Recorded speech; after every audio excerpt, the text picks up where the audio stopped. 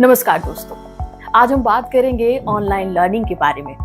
Covid महामारी के बाद से ऑनलाइन लर्निंग का चलन भारत में तेजी से बढ़ा। आज स्कूल से लेकर प्रोफेशनल कोर्सेज तक सब कुछ ऑनलाइन हो रहे हैं, लेकिन इसके साथ कई चैलेंजेस भी हैं। आज हम जानेंगे कि ऑनलाइन लर्निंग के कौन कौन सी नई अपॉर्चुनिटीज हैं और इसके क्या क्या फायदे हैं। साथ ही जानेंगे कि क्या दिक्कतें हैं और आने वाले समय में इसका भविष्य कैसा रहेगा। ऑनलाइन लर्निंग भारत में पिछले कुछ सालों से क्रांति बनकर उभरा है। 2021 में भारत में 24 मिलियन से भी ज्यादा स्टूडेंट्स ने डिजिटल प्लेटफॉर्म पर पढ़ाई की थी। इनमें से ज्यादातर स्टूडेंट्स स्कूल्स और हाई स्कूल्स के थे, जिनकी संख्या हर साल बढ़ रही है। ऑनलाइन लर्निंग में महिलाओं की भागीदारी भी तेजी से बढ़ी। 2022 के डेटा के अनुसार करीब 42% स्टूडेंट्स ऑनलाइन लर्निंग का हिस्सा बनी थी, खासकर उन कोर्सेज में जो कि कामकाजी महिलाओं के लिए बनाए गए थे। शहरों में ऑनलाइन लर्निंग को तेजी से अपनाया गया, लेकिन रूरल एरियाज में अभी भी इसके विकास में कई रुकावटें हैं। शहरों में 70% से ज्यादा स्टूडेंट्स ऑनलाइन लर्निंग प्लेटफॉर्म का इस्तेमाल कर रहे हैं, जबकि ग्रामीण क्षेत्रों में यह आंकड़ा 28% का है। बायजूस और अनअकैडमी जैसी कंपनियों ने बड़े शहरों के बच्चों के बीच में अपनी पहुंच बनाई है, लेकिन गांवों में डिजिटल एजुकेशन की पहुंच अभी भी बहुत लिमिटेड है। कोविड-19 के दौरान जब स्कूल और कॉलेज बंद थे, तब का ऐसा अनुमान है कि 2020 के आखिरी तक भारत में 300 मिलियन से ज्यादा स्टूडेंट्स ने ऑनलाइन लर्निंग का फायदा उठाया था। राज्य सरकारों ने भी मोबाइल और टीवी चैनलों के माध्यम से रूरल एरियाज में डिजिटल एजुकेशन को पहुंचाने की कोशिश की थी, लेकिन कई स्टूडेंट्स के पास इंटरनेट या स्मार्टफोन नहीं थे, जिससे लाखों बच्चे इससे वंचित रह गए थे। ऑनलाइन लर्निंग के साथ कई गंभीर चुनौतियां भी हैं, जो लाखों बच्चों के लिए इसे मुश्किल बना रही हैं। भारत के कई हिस्सों में इंटरनेट और स्मार्टफोन तक सभी की पहुंच नहीं है। भारत में आज भी 60% से ज्यादा रूरल फैमिली के पास स्मार्टफोन नहीं है, और जिनके पास हैं उनमें से कई को इंटरनेट की अच्छी फैसिलिटीज नहीं मिल पाती। नेटवर्क की कमी, स्लो इंटरनेट स्पीड या डेटा कॉस्ट भी रूरल एरिया में एक बड़ी चुनौती है। ये डिजिटल डिवाइड सिर्फ इंटरनेट तक ही लिमिटेड नहीं है, बल्कि इसमें डिवाइस का ना होना, जैसे कि लैपटॉप या टैबलेट, भी शामिल है। ऑनलाइन क्लासेस में फिजिकल क्लासरूम के कंपैरिजन में स्टूडेंट्स का ध्यान भटकता ज्यादा है।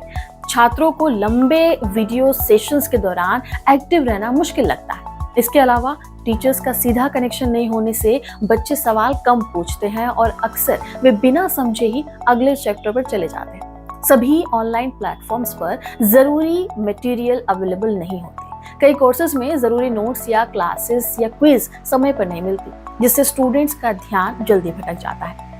ऑनलाइन लर्निंग का एक बड़ा हिस्सा अंग्रेजी में अवेलेबल है, जिससे रूरल और नॉन इंग्लिश बैकग्राउंड के जो लोग हैं, जो स्टूडेंट्स हैं, वो पीछे रह जाते हैं। गांवों और कस्बों में रहने वाले कई स्टूडेंट्स ऐसे हैं जिन्हें अंग्रेजी नहीं आती। ये इन ऑनलाइन कोर्सेज से दूर हो जाते हैं, क्योंकि ज्यादातर मटेरियल हिंदी या रीजनल लैंग्वेज में नहीं है। इसे सॉल्व करने के लिए ज्यादा से ज्यादा रीजनल लैंग्वेजेस में कंटेंट और सिलेबस को बनाना जरूरी है। कई टीचर्स को ऑनलाइन क्लासेस के लिए ट्रेनिंग नहीं दी जाती। भारत के कई हिस्सों में टीचर्स को डिजिटल एजुकेशन देने का एक्सपीरियंस नहीं है, और वे इसे सिर्फ एक फॉर्मेलिटी समझकर आगे बढ़ जाते हैं। हालांकि ऑनलाइन लर्निंग में चैलेंजेस हैं, फिर भी भारत के पास इस फील्ड में बहुत सारी अपॉर्चुनिटीज हैं। इंडियन पॉपुलेशन और डाइवर्सिटीज को देखते हुए हमारे देश में ऑनलाइन लर्निंग के कई नए मॉडल्स बन सकते हैं, जिन्हें दूसरी डेवलपिंग कंट्रीज में भी अपनाया जा सकता है। बायजूस, जो कि एक इंडियन एडटेक कंपनी है, उसने हाल ही में अमेरिका, यूके और दूसरे देशों में अपनी मॉडल को इम्प्लीमेंट करना शुरू कर दिया है।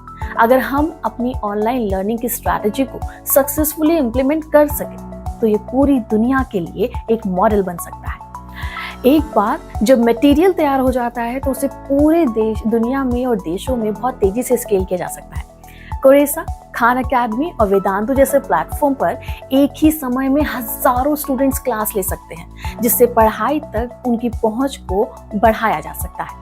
ऑनलाइन लर्निंग में दूरदराज के इलाकों में रहने वाले स्टूडेंट्स के लिए क्वालिटी एजुकेशन को एक्सेसिबल बना दिया है।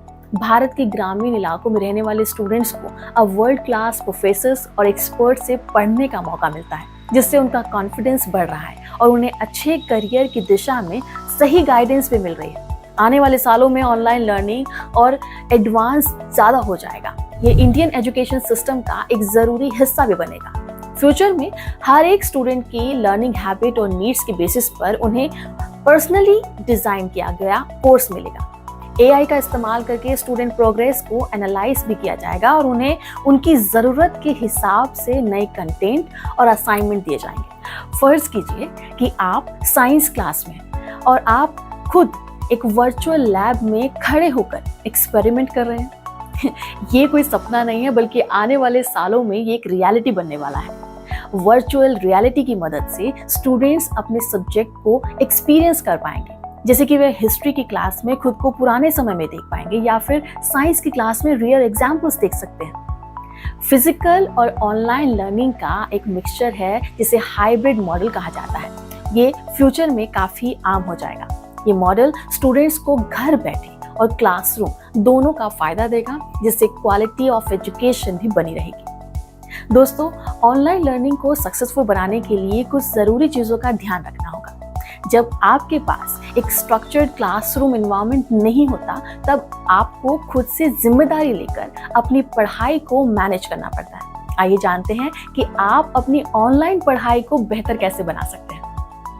ऑनलाइन लर्निंग में सबसे ज़रूरी है अनुशासन। आप एक टाइम टेबल बनाइए और उसे रोज़ाना फॉलो कीजिए। चाहे वे एक ऑनलाइन क्लास हो या सेल्फ स्टडी हो, ये इंश्योर कीजिए कि आप समय पर सब कुछ पूरा कर पा रहे हैं।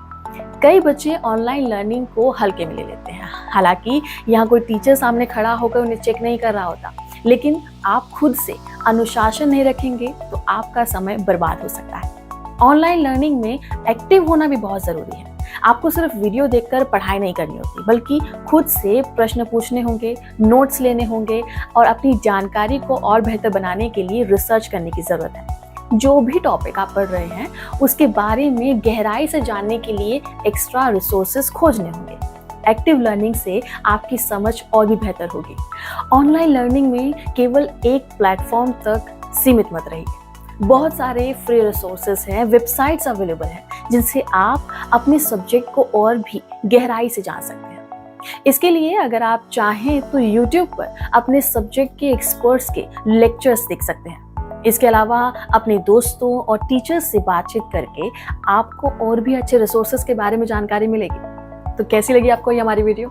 अगर आप अपनी कोई राय हमें देना चाहते हैं या अपना कोई एक्सपीरियंस हमसे शेयर करना चाहते हैं तो हमें कमेंट बॉक्स में ज़रूर लिखें। और हाँ, इस वीडियो को ज़्यादा से ज़्यादा लोगों तक ज़रूर शेयर करें। नमस्कार।